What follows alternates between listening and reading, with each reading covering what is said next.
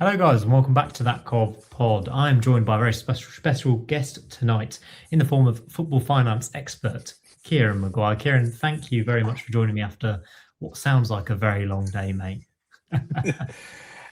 Yes, quite a few clubs have now worked out that if they all put out their accounts on the same day, it's probably going to get less scrutiny. So I take that on as a personal challenge. So yeah, West Ham, Middlesbrough, Cov, I think Cardiff as well, and a couple of lower league clubs and a couple of Scottish clubs. So, but yeah, we've got all the numbers out. Yes, we have indeed, and we are going to talk about Coventry, of course. What is the headline news when you look at these figures for you, Kieran?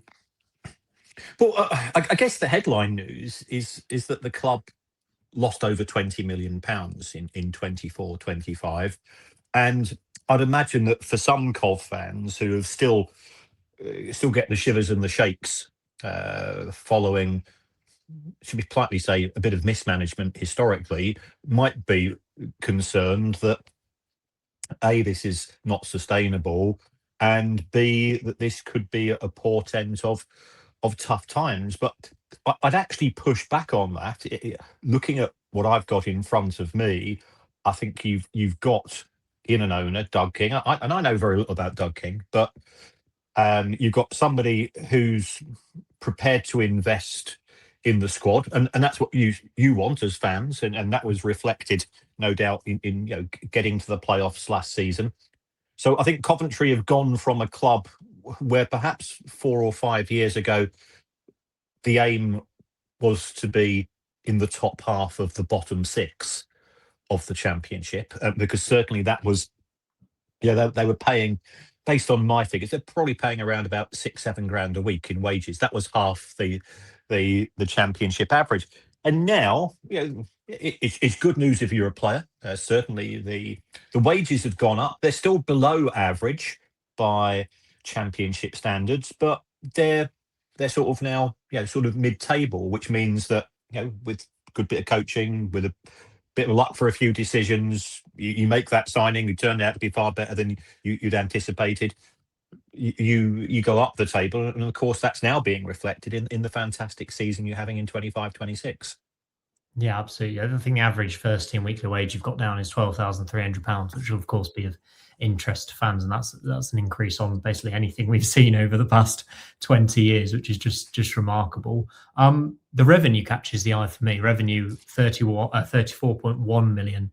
That's up 17%. Would you suggest that's due to match day tickets? Would you suggest that's due to club shop purchases? There's a lot going on at the club now. We're seeing sellouts most week in terms of at the CBS, good football on the pitch, and that figure. How's it looking? Where does it rank in terms of other championship teams as well? Yeah, we are seeing all of the clubs in the championship post pretty decent increases in top line, in the money coming in. I think as far as Mm. Cov are concerned, that's down to a few reasons. First of all, there was a new TV deal last season, which was negotiated by the EFL. And that has positives and negatives, as you know, as a fan. Yet the positive is that uh, it's an extra 2 million quid for the club, on average, which is what you want. The downside of that is more and more changes to kick-off times, the inconvenience. But if you're winning, that's not an issue. I always say that if my team's on a good run, and I'm a Brighton fan, I remember the seasons when we were going to pass. If it was a 12:30 kickoff, we'll get there. If it was an 8 p.m. kickoff on a Friday, you'd shrug your shoulders, but you get there. Mm. It's when the club is, if you're 14th and you're playing QPR, and they're 12th and it's 12:30 at Loftus Road, you go, shall I sack it off? Um, so that's where we are as far as the TV money is coming in. Yeah, we've seen a substantial rise. They're making nearly three times as much in terms of ticket sales compared to 21-22. Now, we've had ownership changes since then.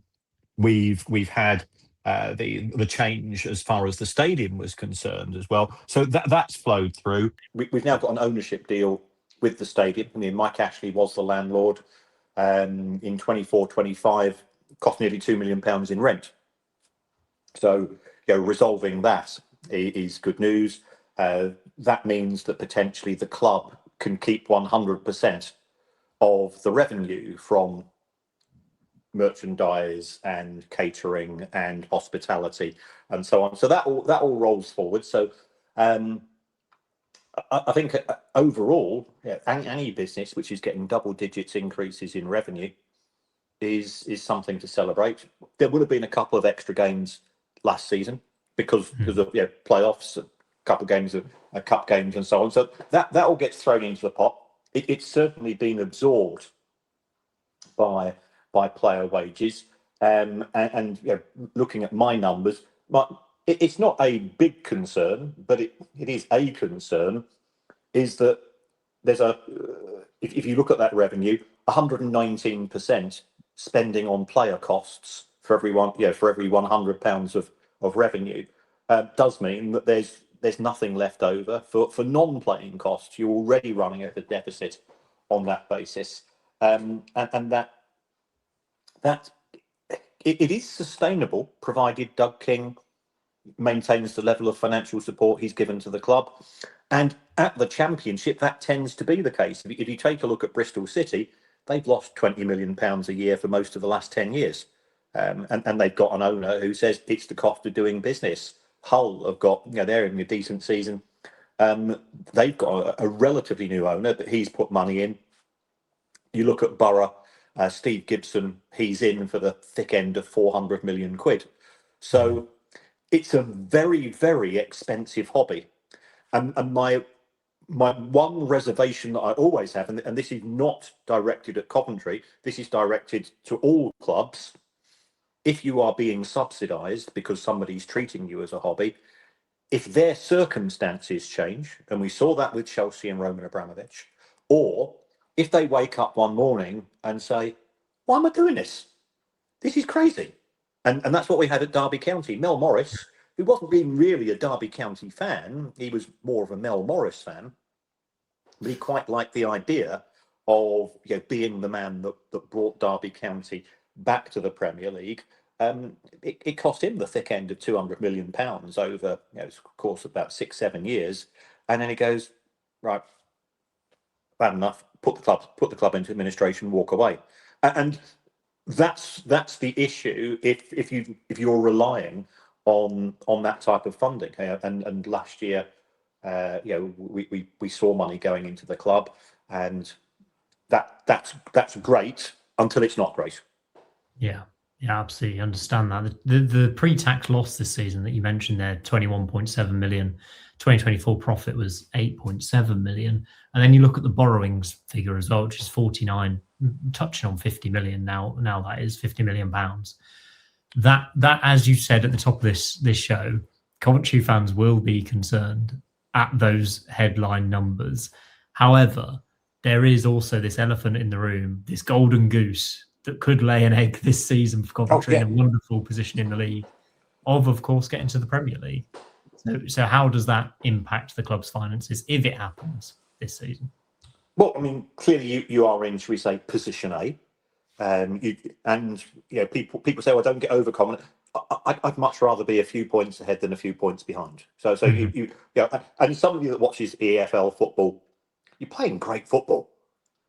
It's not a case of grinding out victories. It's fun to watch as well. So it will transform the club in a way that you won't be able to cope with, sort of conceptually. That £12 million I mentioned, as far as the TV money was concerned, Southampton were relegated last season. They got 106 million. As far as your front of shirt deal is concerned, most front of shirt deals are somewhere between, in the Championship, you're probably looking at somewhere between £500,000 and £1 million. You go up to the Premier League, And because I'm not being rude. It's not because of you. It's because you're hosting Liverpool and Chelsea and Arsenal and the Manchester clubs and so on. You go from £500,000 to probably 8 to 10 million, even in a season when the Premier League is scrapping front of shirt sponsor deals with the gambling industry. It will be replaced by crypto. It will be replaced by something which is pretty close to gambling, but it doesn't actually fall within the definition of gambling. So there's that. The potential downside, what's going to be the impact on ticket prices? And as we always point out, you get 4 fewer home games in the Premier League. So will there be a small increase? I'm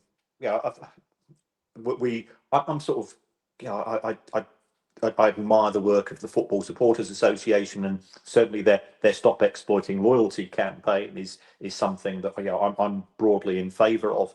I don't think there'll be a rush to rack up prices. It's not in the interests of Doug King to get off on the wrong foot. And with all of this extra money coming in, by all means target the corporates, the prawn sandwich brigade, and rinse them, because they're not proper football fans, are they? But as far as for the hardcore Cov fans who are going home and away, I wouldn't expect that to be much of an increase. In fact, you might actually be better off, because potentially there's the £30 away cap to deal with as well. And I remember being in the Championship having to pay £45 at Ellen Road, and that's going back sort of about 9 years. And that's something Doug King's also received a bit of criticism for this season, by the way, is those away ticket prices and home ticket prices, of course, because you can only charge the home fans what you can charge the away fans, or the other way around. And for Category A plus games, it is £45 a ticket, which for some people is just too expensive. It will be interesting to see, if we do get promoted, what happens to ticket prices and season ticket prices as well. The loyalty and the schemes with the Premier League package mean that I think about 2,000 people will get a free season ticket in the Premier League next year at Coventry, because they've paid slightly over the odds for the last 5 years while we've been building towards the Premier League. It'll be interesting to see for the general fan, if season tickets go up massively to your £750 mark, which would be a steep increase, or whether the fact we're getting the TV money will actually mean that tickets remain a bit more sensible. I'm intrigued to see how that one pans out. I asked our wonderful listeners for some questions for you, Kieran, as well, so we'll jump to them. Sure. Somebody asks, can you explain the mechanism in which Doug King funds the losses with debt? Whose money does he use? Does the stadium now give further collateral for borrowing to service future debt? He's using, from what I can understand, he's using his own money. And there are 2 ways that an owner can invest in the club. They can do it in the form of loans, and the important thing is that these are interest-free loans. And if that is the case, I often describe it as it is a loan, but it's a bit like a loan from the bank of mum and dad, in the sense that our kid passed their driving test last year, and that's good. You want your kids to pass driving tests. That's all fine. And then sort of 6 weeks later, Dad, I don't want to be driving around. I don't want to be seen in Mum's Micra. I fancy buying a car. I'm going, I understand that. I remember when I passed my, I absolutely get that. At the same time, when I was that age, if it had 4 wheels, it was a bonus as far as I was concerned. But what kids like today. And then I've seen this car and I really like it. I'm going, oh, fantastic. Yeah. Do you want me to come and take a look? Not that I know anything about cars, but do you want me to talk to whoever there is that's selling it? And it's sort of, any chance you can lend me 15 grand to buy it? And I go, all right then, and I know that they've got student loans. They've trying to get on the housing market. Even renting these days is obscene. They'll never have the money to be able to repay me, and they know I'm Dad and I love them, and therefore I'll never ask for the money back. But in theory, it's a loan. Well, that's a bit like the loan from club owners. Tony Bloom at Brighton, he's lent Brighton Hove Albion 400 million quid.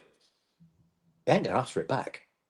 No. Yeah, it's it's a loan, and the other way of putting money into a club is in the form of shares, and the advantage of a share is that you don't ever have to repay it. And people say to me, well, why put money in the form of loans to begin with? It can be more convenient.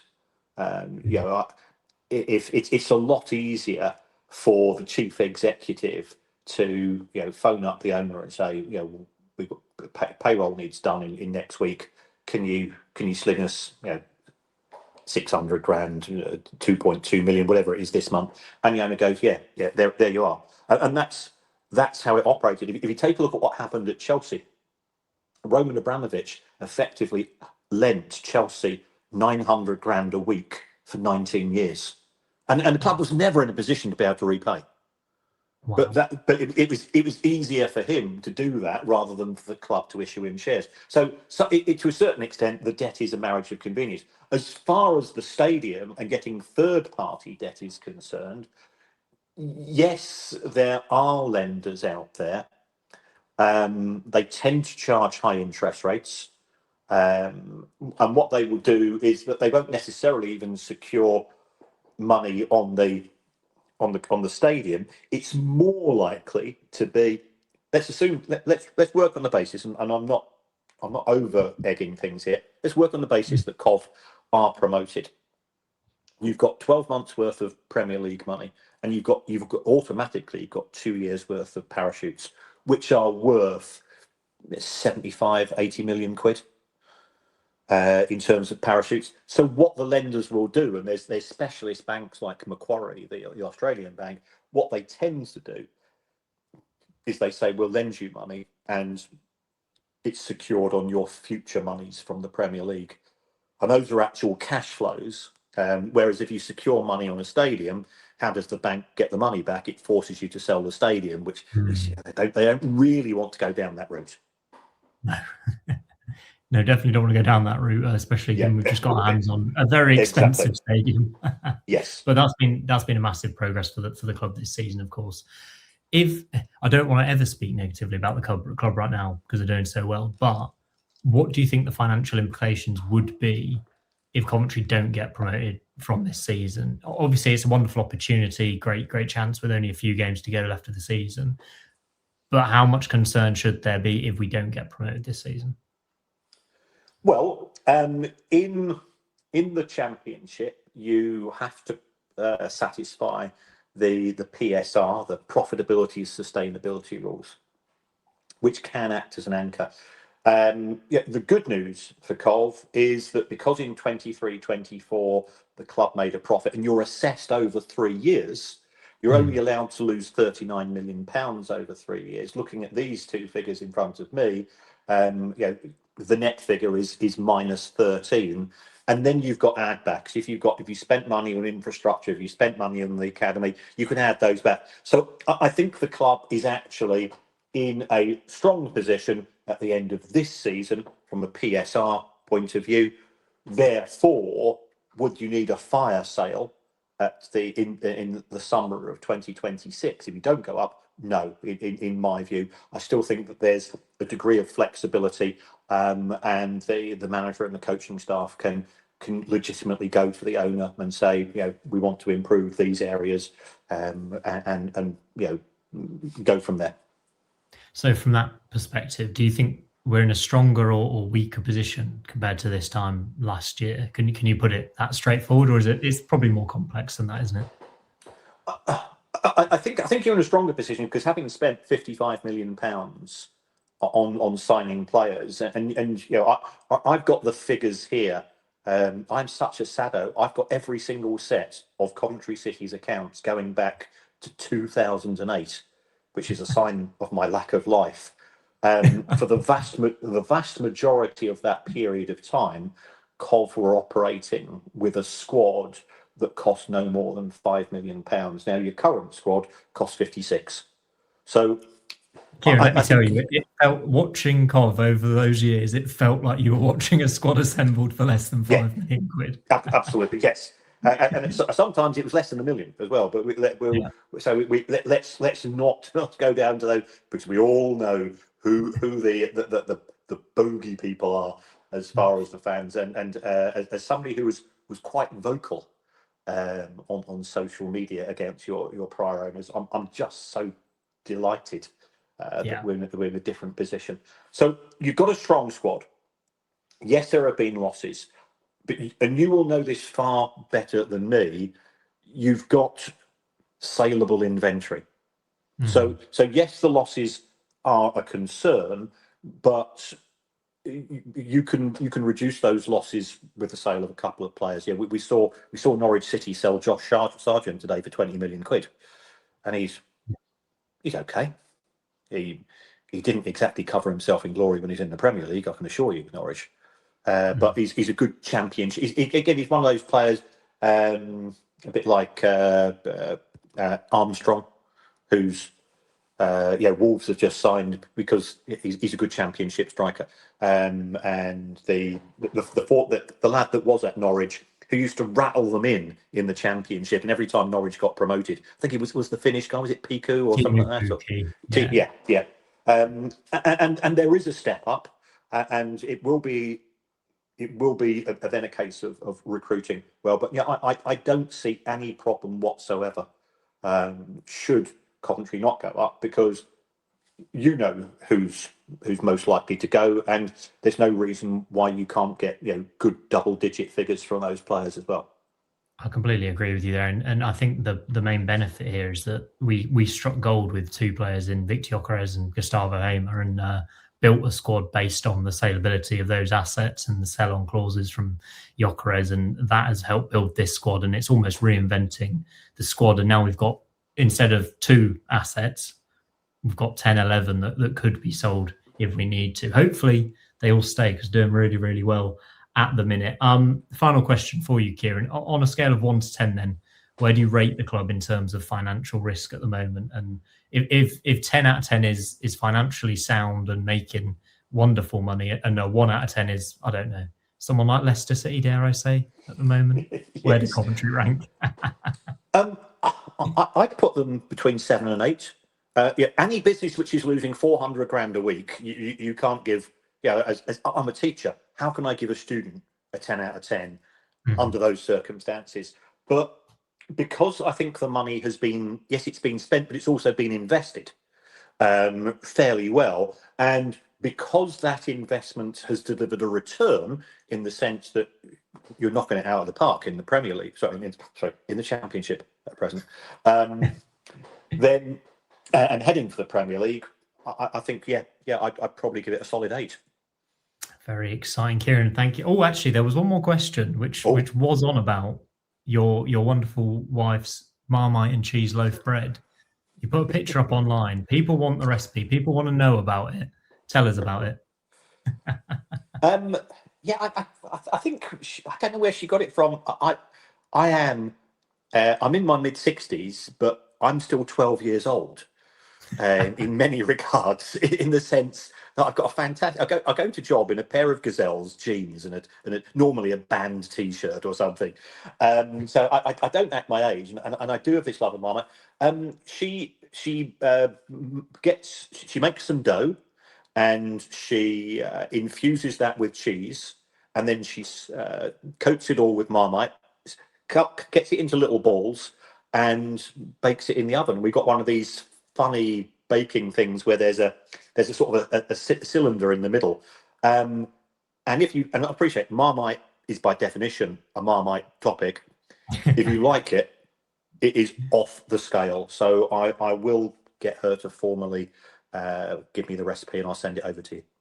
Absolutely fantastic, Kieran. Thank you so much after a long day for spending a bit of your evening with us. I think you might need to go to bed now after getting up at 4 a.m. But thank you so much. We're all feeling good about Cov's finances, and we're all feeling good about Cov's future as well. Hopefully next season we'll get to experience the Premier League and the riches that come with it. We'll be back with our next podcast after the Stoke game this weekend. Kieran, thank you very much for joining me.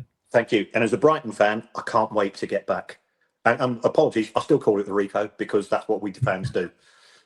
I'm a legacy fan. Can't wait to welcome you. It might be a bit different to the last time you came. It's a bit more glitz and glam now at the CBS. Oh, cool. But yeah, look forward to welcoming you to the CBS. Thank you. Take care.